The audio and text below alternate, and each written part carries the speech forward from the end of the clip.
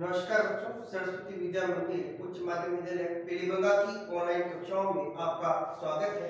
आज हम कक्षा 11 जो हमारी हिंदी की कक्षा होगी, जिसमें हम हमारी एक पुस्तक जो है लघु पुस्तक, जिसमें थोड़ी बड़ी कहानियां, बड़े लेख हैं, जिसके का नाम है वितान भाग 1। क्योंकि वितान भाग 2 कक्षा 12 में लगती है, इसलिए हमारे पाठ्यक्रम में वितान भाग 1 है, जिसके कुछ पाठ हमारी पाठ्यक्रम में शामिल किए गए हैं। जिसका पहला पाठ है गायिकाओं में बेजोड़ लता मंगेशकर। आज हम इस पाठ का प्रारंभ करने जा रहे हैं, तो सबसे पहले हमारे पास एक पुस्तक होनी चाहिए, वितान भाग 1। वितान भाग 1 का यह जो पहला पाठ है, गायिकाओं में बेजोड़ लता मंगेशकर, यह कुमार गंधर्व द्वारा रचित है, जो कि स्वयं बड़े ही संगीतज्ञ है और लोकगीतों के बड़े प्रसिद्ध गायक है, जिनका जन्म सन 1924 में हुआ और इनका निधन सन 1992 में हुआ। इनका जन्म सुलेभावी जिला बेलगांव कर्नाटक में हुआ था। मूल नाम इनका शिवपुत्र सडीदार मैया कामकली था और मात्र 10 वर्ष की आयु में ही इन्होंने गायकी में पहली बार मंच प्रस्तुति दी, अर्थात 10 वर्ष की आयु में इन्होंने अपना पहला गायन का कार्यक्रम क्या शुरू किया था, प्रस्तुति दी थी। उनके संगीत की मुख्य विशेषता मालवा लोक दोनों और हिंदुस्तानी शास्त्रीय संगीत का सुंदर सामंजस्य है, जिसका अद्भुत नमूना कबीर के पदों का उनके द्वारा गायन। कुमार गंधर्व जिस कार्य के लिए प्रसिद्ध है, संगीत के क्षेत्र में है, शास्त्रीय गायन के क्षेत्र में है, लोक संगीत के क्षेत्र में है, परंतु इन्होंने शास्त्रीय संगीत के साथ लोक गीतों का समावेश करते हुए कबीर के पदों का जो गायन किया है वह अद्भुत है। लोक में रचे बसे लोकप्राय पदों का संग्रह कर उन्हें स्वरों में बांधकर कुमार गंधर्व ने इन्हें अंतर्राष्ट्रीय पहचान दी। क्या कहा कि जो हमारे भारत देश की मूल संस्कृति में जो आम घरों में, आम सभाओं में, आम बैठकों में जो पद गाए जाते थे, जो हमारे संत पद गाते थे, जो हमारे बड़े बुजुर्ग जो पद गाया करते थे, जो गीत गाया करते थे, जिन्हें हम लोकगीत कहते हैं, उन पदों का कुमार गंधर्व जी ने संग्रह किया और संग्रह कर से अपनी गायकी के अंदर प्रस्तुत कर उस परंपरा को जीवित रखा। लोकगीतों की परंपरा को जीवित रखने का कार्य कुमार गंधर्व जी ने किया। इन्हें कालिदास सम्मान और पद्म विष्णु सम्मान सहित विभिन्न अलंकरणों से नवाजा गया है, अर्थात इन्हें विभिन्न पुरस्कार प्राप्त हुए हैं। हम जो पाठ पढ़ने वाले हैं वह है गायिकाओं में बेजोड़ लता मंगेशकर। लता मंगेशकर के नाम से सभी परिचित हैं, भारत रत्न प्राप्त है इनको, और भारतीय फिल्मी संगीत, जिसे हम चित्रपट संगीत कहते हैं, संगीत की दुनिया के अंदर एक अजर अमर नाम है। उस नाम का आज कुमार गंधर्व जी ने का जो पाठ लिखा है, जो लिखा है, उसको पढ़ेंगे। गायिकाओं में बेजोड़ लता मंगेशकर संगीत की दुनिया की बयाबाज, जिसे सब जानते हैं, जिसे सब पहचानते हैं, पर इस ओर कम लोगों का ध्यान गया होगा कि बच्चों की अभिरुचि और विकास में उस आवाज का क्या योगदान है, क्योंकि इससे पूर्व संगीत इतना व्यापक नहीं था लता मंगेशकर से पूर्व। क्योंकि लता जी ने जो संगीत को एक आवाज दी है, वो आज हमारे आम घरों में मौजूद है। आज हम जो टीवी पर जो संगीत के कार्यक्रम देखते हैं, चाहे छोटे बच्चों के हो चाहे बड़ों के हो, वो जो देन है वो लता मंगेशकर जी की है, जो लोग हमारे में संगीत की रुचि पैदा हुई। दिनों दिन सुरीले होते किशोर और युवा तथा उनके थिरकते पांव का राज क्या है, लता यानी सुगम संगीत यानी फिल्मी संगीत। ये जो आज लोक में संगीत इतना व्यापक हुआ है, फिल्मी संगीत इतना व्यापक हुआ है, जो आम व्यक्ति गाता है, हर संगीतज्ञ बन जाता है, वह देन किसी की नहीं, सिर्फ लता जी की है, लता मंगेशकर जी की। एक ऐसा सुर जिसे शास्त्रीय गायक को कलम उठाने पर विवश कर दिया। मूल हिंदी में लिखी गई कुमार गंधर्व की रचना भाषा की सांगीतिक धरोहर है, संगीत की धरोहर है। ये पाठ में लेखक कुमार गंधर्व द्वारा जो रचा गया है, यह शास्त्रीय संगीत और फिल्मी संगीत को एक धरातल पर ला रखने का साहस है। शास्त्रीय संगीत कैसा होता है और फिल्मी संगीत कैसा होता है, इसकी यहाँ पर तुलना की गई है। दोनों को बराबर का दर्जा देने का जो साहस है, जो हिम्मत है, वो कुमार गंधर्व जी ने किया। ये ऐसी परख है जो न शास्त्रीय है न सुगम संगीत है, सुगम बस संगीत है गानपन की पहचान है। इस पाठ के अंदर जो बताया वो संगीत के बारे में बताया है, वो शास्त्रीय संगीत के बारे में बताया है। यह आवश्यक नहीं है, लेकिन आवश्यक क्या तत्व था? आवश्यकता इसमें है संगीत का जो गानपन है वो, और ये गानपन ही क्या है? इस संगीत की पहचान है। यह थी पाठ की भूमिका, पाठ का सारांश पढ़ा। अब हम मूल पाठ का पढ़ेंगे। मूल पाठ का जो पहली पंक्ति है, बरसों पहले की बात है मैं बीमार था। यह जो शैली लिखने की है वो लेखक की अपनी शैली है, और इस शैली के अंदर लेखक ने स्वयं को शामिल किया है, जिसे हम कहते हैं आत्मपरक शैली में।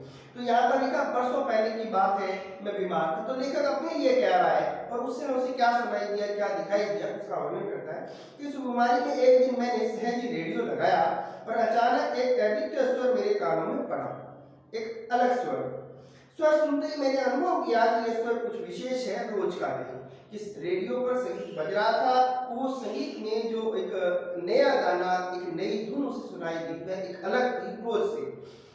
यह स्वर सीधे मेरे कलेजे में से जा भिड़ा। मैं तो हैरान हो गया, मुझे समझ में नहीं आ रहा था कि यह स्वर किसका। मैं तन्मयता से सुनता रहा। गाना समाप्त हो गई, गायिका का नाम घोषित किया गया, लता मंगेशकर। नाम सुनते ही मैं चकित हो गया कि मन ही मन एक संगीत पाने का भी अनुभव हुआ। अर्थात अगर कहें कि लेखक के मन में भी संगीत की इच्छा, संगीत की अभिरुचि जो जागृत हुई है, वह लता जी के गाने को सुनकर के हुई। सुनते ही मैं चकित हुआ और मन ही मन एक संगति पाने का अनुभव किया हुआ। सुप्रसिद्ध गायक दीनानाथ मंगेशकर की अजब गायकी एक दूसरा स्वरूप लिए हुए उन्हीं की बेटी की कोमल आवाज में सुनने का अनुभव हुआ। लता मंगेशकर जी के जो पिता थे वे स्वयं प्रसिद्ध संगीतज्ञ, शास्त्रीय गायक थे, और उसी शास्त्रीय गायक की एक अलग शैली हमें देखने को मिलती है, और दीनानाथ जी का एक अलग स्वरूप अर्थात उन्हीं की पुत्री के द्वारा हमें संगीत में दिखाई देता है। मुझे लगता है बरसात के भी पहले के किसी चित्रपट का वह कोई गाना था, अर्थात कि जो बरसात का विषय है उससे पहले जो गाना गाया जाता है वैसा एक गाना लेखक ने सुना था। तब से लता निरंतर गाती चली आ रही है और मैं भी उसका गाना सुनता आ रहा हूँ। लता के पहले प्रसिद्ध गायिका नूरजहां का चित्रपट संगीत में अपना जमाना है। लता जी से पहले जो प्रसिद्ध गायिका थी वो नूरजहां बड़ी प्रसिद्ध गायिका रही है, परंतु उसी क्षेत्र में बाद में आई हुई लता उससे कई आगे निकली, और नूरजहां के समय ही लता जी का आगमन होता है इस फिल्मी दुनिया में, संगीत की दुनिया में, और इस दुनिया में वह इतना ऊंचा मुकाम हासिल कर लिया है कि नूरजहां जी पीछे रहे और आगे बढ़े। कला के क्षेत्र में ऐसे चमत्कार कभी कभी दिख पड़ते हैं, चाहे कला हो चाहे विज्ञान हो, इनमें हमें शताब्दियों के अंदर कोई एक युग पुरुष मिलता है, एक महान हस्ती मिलती है, और वही महान हस्ती लता मंगेशकर है। जैसे प्रसिद्ध सितारे विलायत खां अपने पिता सितार वादक पिता की तुलना में बहुत आगे चले। क्या कि हमारे यहाँ पर एक सितार वादक हुए विलायत खां जी, उनके पिता भी बड़े सुंदर वादन करते थे, सितार वादन करते थे, परंतु पिता से भी 4 कदम आगे निकल करके एक युग पुरुष के नाम बन गए। सितार वादक में जाना माना नाम है विलायत खां सितारे जो कहलाते हैं, और उसी प्रकार लता जी भी अपने पिता दीनानाथ मंगेशकर जी से काफी कदम आगे निकल गई। दीनानाथ मंगेशकर जी भी क्या थे?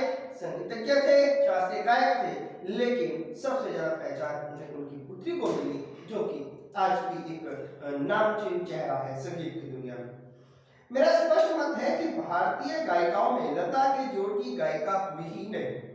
लता के कारण चित्रपट संगीत को विलक्षण लोकप्रियता प्राप्त हुई है। क्या कि फिल्मी संगीत की दुनिया में अगर कोई प्रसिद्धि प्राप्त हुई है गायन में, तो वह लता जी की देन है। यही नहीं, लोगों का शास्त्रीय संगीत की ओर देखने का दृष्टिकोण भी एकदम बदला। और शास्त्रीय संगीत, क्योंकि लता जी पहले शास्त्रीय संगीतज्ञ हैं, उसके बाद फिल्म दुनिया में कदम रखते हैं, तो फिल्म दुनिया में शास्त्रीय संगीत का जो प्रयोग लता जी ने किया है वह विलक्षण दिखता है। छोटी बात कहूंगा, पहले भी घर घर छोटे बच्चे गाया करते थे, पर उस गाने में और आजकल के घरों में सुनाई देने वाले बच्चों के गाने में बड़ा अंतर हो गया है। पहले और आज के गानों में काफी अंतर है। वो अंतर लता जी के गाने के बाद आया है। आजकल के नन्हे मुन्ने भी स्वर में गुनगुनाते हैं, क्या लता इस जादू का कारण नहीं है? क्योंकि उससे पूर्व इतनी सरलता से, सहजता से, सादगी से जो गायन है वह नहीं हुआ था।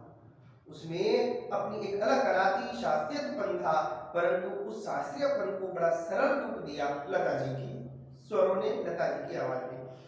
कोकिला का स्वर निरंतर कानों में पड़ने लगे तो कोई भी सुनने वाला उसका अनुकरण करने का प्रयत्न करेगा, यह स्वाभाविक है। चित्रपट संगीत के कारण सुंदर स्वर मालिकाएं लोगों के कानों पर पड़ रही है। स्वर मालिकाएं माने स्वरों के क्रमबद्ध समूह, अर्थात जिसे हम कहते हैं गाना जो है हमारे कानों में पड़ रहा है।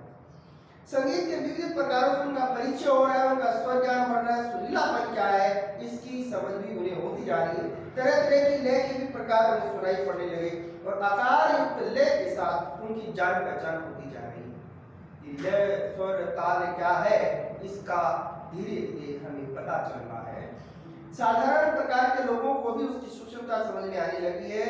इन सब का श्रेय लता को ही है। इस प्रकार उसने नई पीढ़ी के संगीत को संस्कारित किया और सामान्य मनुष्य में संगीत विषय अभिरुचि पैदा करने में बड़ा हाथ उठाया। संगीत की लोकप्रियता, उसका प्रसार, अभिरुचि के विकास का श्रेय लता को ही देना पड़ेगा। यह इतनी बातों से स्पष्ट होता है कि आज जो हम बच्चों के सुरीलेपन को देख रहे हैं वह किसी की देन नहीं, वह लता जी की देन है, उनके गानों की देन है। उसके बाद यह परंपरा नित्य चली है, उसके बाद यहाँ पर अनेक गायिकाएं हुई हैं, गायकार हुए, परंतु जो पहली नींव रखने का कार्य किया था वह लता जी ने किया था। तो हमें इस बात को स्वीकार करने में कहीं भी अतिशयोक्ति नहीं है, कहीं भी हम असत्य नहीं है, गलत नहीं है कि संगीत को जो एक प्रसिद्धि दी है, संगीत का जो विकास किया है, संगीत को जो लोगों में जनप्रिय बनाया है, वो काम लता जी ने किया। सामान्य श्रोता अगर आज लता की ध्वनि मुद्रिका और शास्त्रीय गायकी की ध्वनि मुद्रिका सुनाई जाए तो वह लता की ध्वनि मुद्रिका ही पसंद करेगा। ध्वनि मुद्रिका मतलब अगर कोई गाना, कोई संगीत, कोई पद अगर गाया जाता है, चाहे शास्त्रीय गायक का हो, चाहे फिल्मी संगीत का हो या लता जी का गाया हुआ गाना हो, तो जो सुनने वाला है वो लता जी की आवाज को ज्यादा पसंद करेगा। गाना कौन से राग में गाया है, ताल कौन सा है, यह शास्त्रीय ब्यौरा इस आदमी को सहसा नहीं रहता कि जो गायन है तो गायन में किस राग का प्रयोग हुआ है, किस ताल का प्रयोग हुआ है, ये शास्त्रीय गायन में देखा जाता है, परंतु आम आदमी को उससे कोई सरोकार नहीं कि वह किस राग और ताल में गाया गया है। लता का गाना है वह उसके हृदय में उतर जाता है। उसे इससे कोई मतलब नहीं कि राग मालकोस था या ताल त्रिताल था, उसे तो चाहिए वह मिठास जो उसे मस्त करती है। संगीत क्या है कि व्यक्ति के हृदय में वह उतर जाता है, उसकी गहराइयों को छू जाता है और वह आनंद प्राप्त करता है, जिसका वह अनुभव कर सके। यह स्वाभाविक ही है, क्योंकि जिस प्रकार मनुष्यता हो तो वह मनुष्य है, वैसे ही गानपन हो तो वह संगीत है। गानपन गाने का तरीका, गाने का जो स्वर है, गाने का जो लय वह हृदय में उतर है। और लता का कोई भी गाना लीजिए उसमें 100% ये गानपन मौजूद है, अर्थात गाने का एक ऐसा तरीका, एक ऐसी लय जो व्यक्ति को भावों से भर दे और उस गायन का आनंद लेने में डूब जाए। लता की लोकप्रियता का मुख्य मर्म ही गानपन ही है। लता जी जो आज प्रचलित है, प्रसिद्ध है, वह उनके गाने के तरीके से है, गायन की शैली से है। लता के गाने की विशेषता है कि उसके स्वरों की निर्मलता है। ये स्वर बड़े निर्मल अर्थात कोमल है, मुलायम है, हृदय की गहराइयों में उतरने में वे आसान है। उसके पहले की पार्श्व गायिका नूरजहां भी एक अच्छी गायिका थी, इसमें संदेह नहीं है, तथा उसके गाने में एक मादक तान दिखता था, तथा एक मधुशीपन जो है वो नूरजहां की गायकी में दिखाई देता था। वे अपनी जगह पर बहुत प्रसिद्ध है, इसमें कोई दो राय नहीं है। लेकिन जब स्वरों की गानपन की बात आती है तब लता जी उनसे कई कदम आगे बढ़ती है। लता के स्वरों में कोमलता और मुग्धता है, अर्थात वह व्यक्ति को जल्दी सम्मोहित करती हैं। ऐसा दिखता है कि लता का जीवन की ओर देखने का जो दृष्टिकोण है वह उसके गायन की निर्मलता में झलक रहा है। लता जी का जीवन बड़ा सादगी भरा जीवन है और वही सादगी उनके गायन में दिखाई देती है। हाँ, सभी दिग्दर्शकों ने उसके स्वर की निर्मलता का जितना उपयोग कर लेना चाहिए था उतना नहीं किया कि लता जी के गानपन का जितना उपयोग संगीतकारों द्वारा किया जाना चाहिए था वह अभी नहीं हुआ है। मैं स्वयं संगीत दिग्दर्शक होता तो लता का बहुत जटिल काम देता और ऐसा कई बिना रहा नहीं जाता कि जो संगीतकार थे जिन्होंने फिल्मों में गाने गवाए लता जी से, उन्होंने उनकी आवाज का उनके गानपन का अच्छे से इस्तेमाल नहीं किया। कुमार गंधर्व जी कहते हैं कि अगर मुझे मौका मिलता तो शायद मैं लता जी को से जटिल भी काम देता और वे उसको बखूबी करती, ऐसा मेरा पूर्ण विश्वास है। तो बच्चों आज के लिए इतना ही। इस पाठ को पढ़ें, समझें और अगली कक्षा में हम इस पाठ को पूर्ण करेंगे। आज के लिए इतना ही। धन्यवाद।